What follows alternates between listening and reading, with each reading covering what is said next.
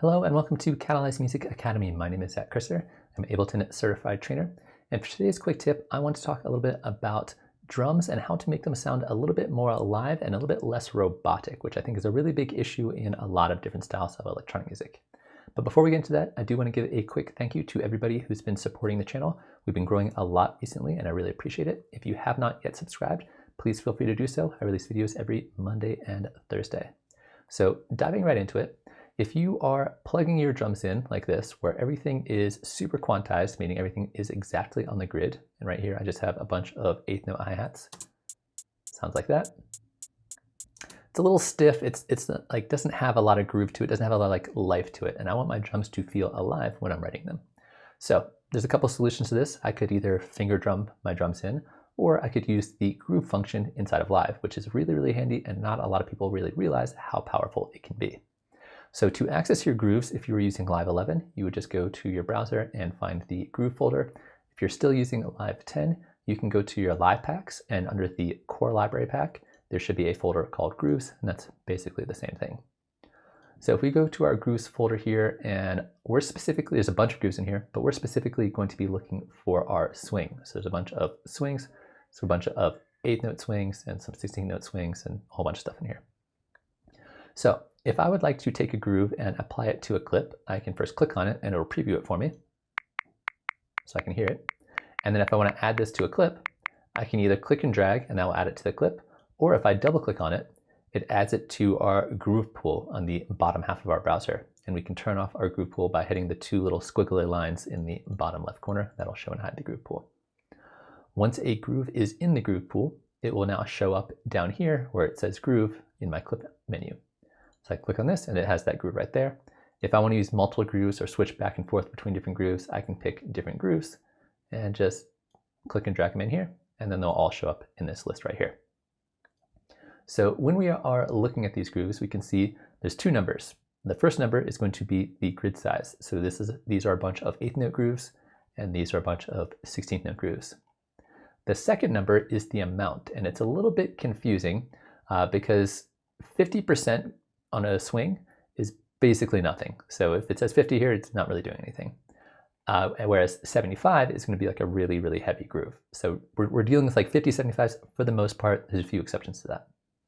So if I use this one, this is a 61% groove. If I apply this, you can see it gets added here, and you won't actually see this on the clip, but you can hear it.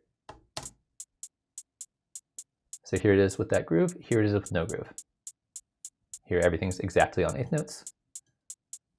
Here everything, we'll talk about exactly how the groove is working in just a second.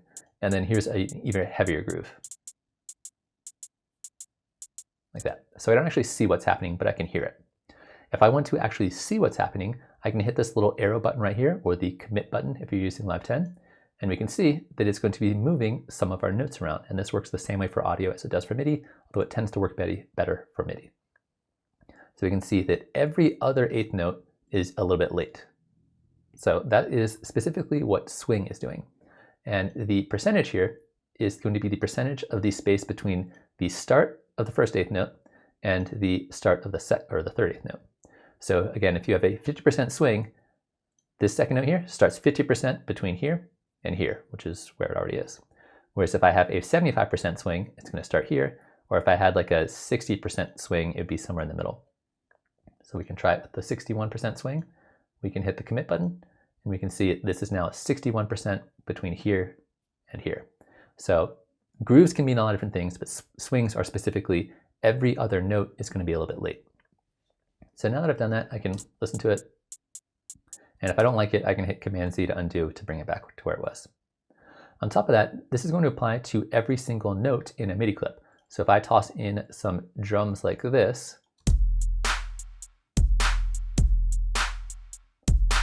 these notes are not affected. Those are not affected. These are not affected. However, both of these notes here are. So this kick is going to be a little bit late. And if I want to test this out by committing it, we can see that this note and this note are both late. So it applies to the entire clip, not just a single MIDI note, which is often kind of what you want it to be doing. The other thing that I do want to mention about grooves is if I have, let's see, let me Command-Z to uncommit this and get rid of these guys.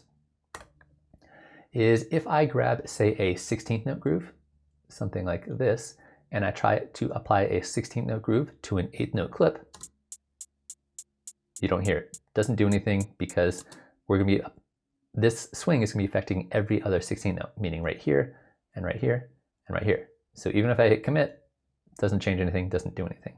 So you cannot apply a 16th note groove to an 8th note clip. However, here's a bunch of 16th notes. If I try adding a 16th note groove to it, I'll definitely hear that. But if I try applying an 8th note groove, I'll also hear that. And if I hit commit, oops, if I hit commit, we can see that it's affecting them a little bit differently. So you can apply an 8th note groove to a 16th note clip, but you can't apply a 16th note groove to an 8th note clip. So watch out for that. The last thing that I do want to mention when it comes to working with these grooves, although there is definitely a lot more we can be talking about, is if you're not sure exactly how much groove you want, you could start with a really heavy groove. So in this case, I'm going to start with the 73% groove. And there is a timing control right here. This timing control is essentially going to act like a dry wet. So if I start with a really heavy groove and I start to turn this down, I'll be able to hear all the different timings all the way back down to 0, which is going to be back to 50%. So if I listen to this, this is a really heavy amount of groove, or a heavy amount of swing.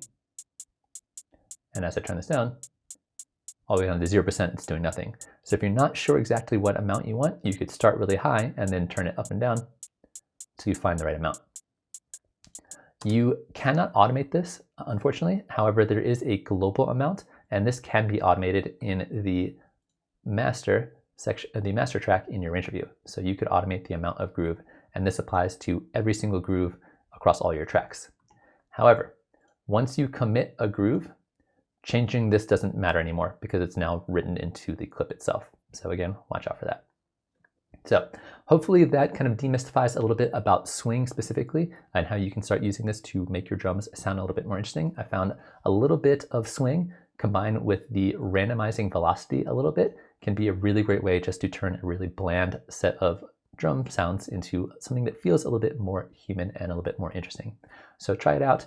There's a lot more you can do with swing and groove that I'll probably get into in later videos, but I want to keep this video nice and short and sweet. So that's it. Hopefully you enjoyed watching that. Hopefully that's useful to you. Try it out in your own beats. See if it makes any difference at all. I think it makes a big difference. It's subtle, but really important in my opinion.